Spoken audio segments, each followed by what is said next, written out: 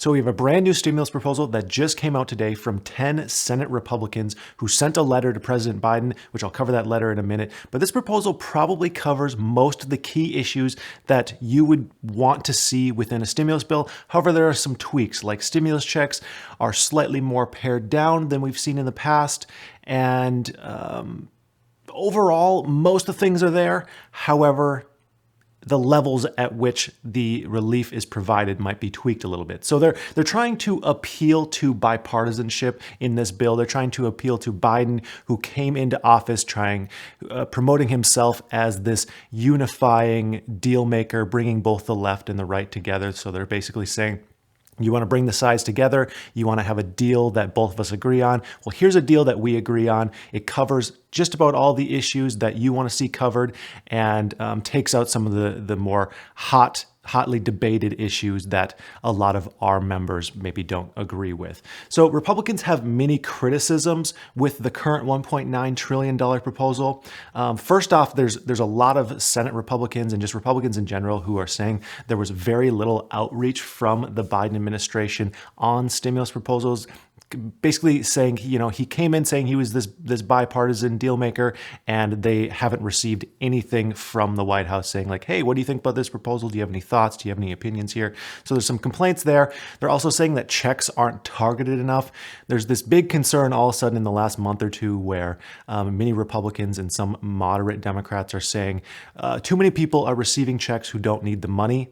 And there is some estimations and some research that does kind of show this, that people on the very highest end of stimulus check ranges don't really spend much of the money, at least right away. So there's some complaints there that checks aren't targeted enough. And then they're saying that minimum wage increases would hurt already struggling businesses. And I'm not going to get into the he said, she said on that. I'm sure you have your own opinion on that. So this is on the heels of the House pushing for budget reconciliation as soon as possible, basically. We've heard they might even try to pass this in the House as soon as this coming week. Who's to say when that exactly will happen, because there's a lot of processes that need to happen before budget reconciliation actually can be voted on. But we have Bernie Sanders who has said, we promised the American people that we would have these checks to them nearly immediately. This was a big part of winning the seats in Georgia, was this promise. We have to fulfill our promises, and we want, a bipartisan deal. But if we can't get a bipartisan deal, then we're going to have to push through with budget reconciliation in a partisan manner if we have to.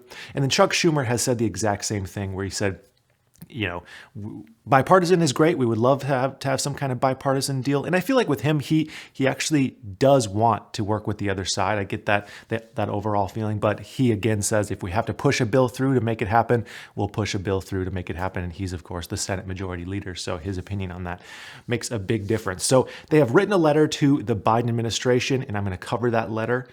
So let's just go through this real quick. I'll just read this. Dear Mr. President, as you proclaimed in your inaugural address, overcoming the challenges facing our nation requires the most elusive of things in democracy, unity.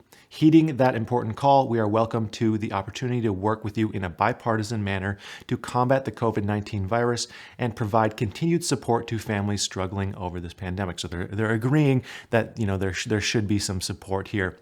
And I think this is them realizing that they're kind of backed into a corner. And this is a good realization to have, because their options really are do nothing and get a huge spending bill passed, or potentially try and work together and get a slightly smaller bill passed for those who are really concerned about the debt. And they say, in the spirit of bipartisanship and unity, we have developed a COVID-19 relief framework that builds on prior COVID-19 assistance laws, all of which passed with bipartisan support.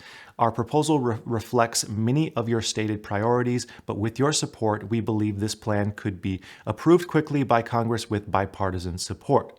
We request the opportunity to meet with you and discuss our proposal in greater detail and how we can work together to meet the needs of the American people during this persistent pandemic. Now they go on to say the areas that they agree on. So addressing this public health crisis has required robust and rapid support for vaccine development and distribution. Basically, they're saying we agree with you, and we our proposal also includes the same $160 billion to enhance our capabilities in the areas of virus research, testing, administration, and public awareness. And they're also saying they're going to do the same $4 billion to bolster our behavioral health and substance abuse services. So they're saying we're matching our plan to yours in this way. That's one of the only areas that they're actually matching the level of spending, because you'll see the total amount of spending is very different. They also say our proposal includes economic relief for those Americans with the greatest need. So they're saying, more targeted relief. We propose an additional round of economic impact payments. I'll go over the amounts in just a little bit. But for those families who need assistance the most, including their dependent children and adults. Now, I was really surprised to see the dependent adults part there, because this is the first proposal that I've seen from Republicans that includes adult dependents, which is very exciting for anyone who is an adult dependent or has an adult dependent. It also says our plan also includes extending enhanced federal unemployment benefits at the current level, which is $300 a week, and funding your request for nutrition assistance, which is SNAP benefits. We share your goal of providing additional assistance for our small businesses. Included in a plan are additional resources to help small businesses and their employees through the successful Paycheck Protection Program and Economic Injury Disaster Loan Program. That's really interesting, because I don't remember hearing anything in Biden's proposal about more small business support. So I'll be curious to see what the exact details are on that. We should have more fine details as to numbers and programs tomorrow when their proposal actually comes in text. And then it says we agree with funding for schools, getting schools open and to be safe.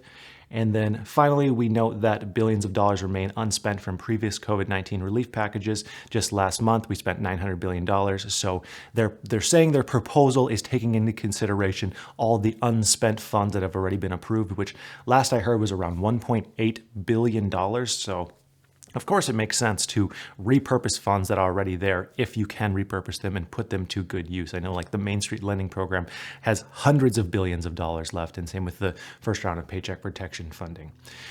Then they finally say in 2020, members of the House and Senate at the previous administration came together in a bipartisan basis 5 times to direct the resources of the federal government towards combating the urgent COVID-19 pandemic.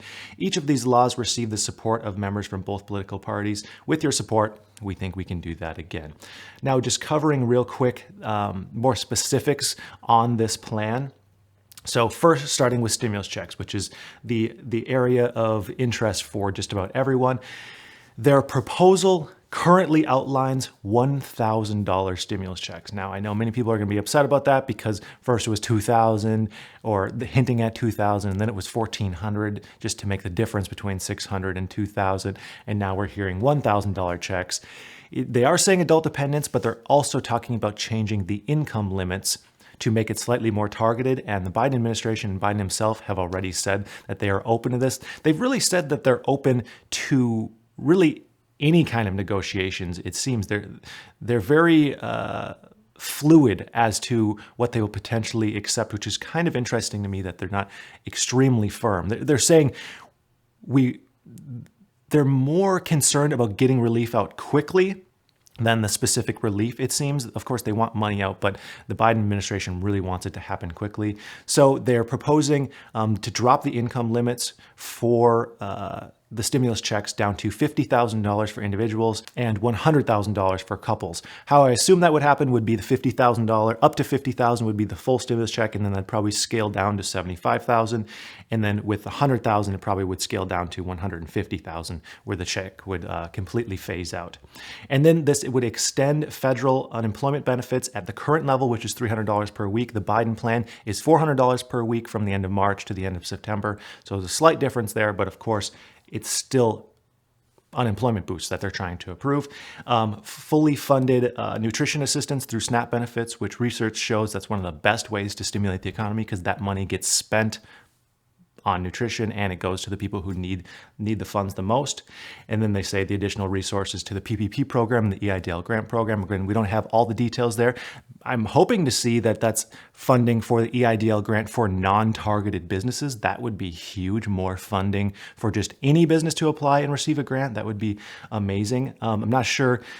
It seems like with the PPP program, there's not really need for more funding. So potentially a third round of PPP funding, that would be That would sure be something. If you haven't applied for the first or second round, you absolutely should apply for that. I have tons of other videos on that, and you can check out the link in my description for that. Oh, also, if you haven't been receiving notifications for my videos in the last week or so, it was because the YouTube algorithm got kind of mad at me for a title I used. There was a specific word.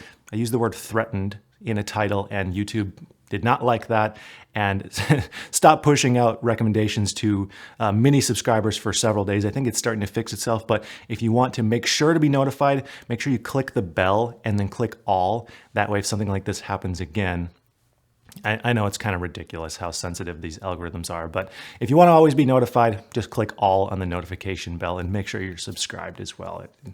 It's kind of ridiculous. But anyways, the last few things in this bill provides funds for opening schools safely and for childcare, which is the same as the Biden plan, and then provides the $4 billion for behavioral health and substance abuse services, same as the Biden plan. Again, we'll have more fine details, hopefully, especially for the small business relief by tomorrow, and I'll be sure to report that. But I just wanted to get this out there as quickly as possible because I thought it was pretty exciting to have this bipartisan deal. So I would like to thank you for watching, and I hope you have a profitable day.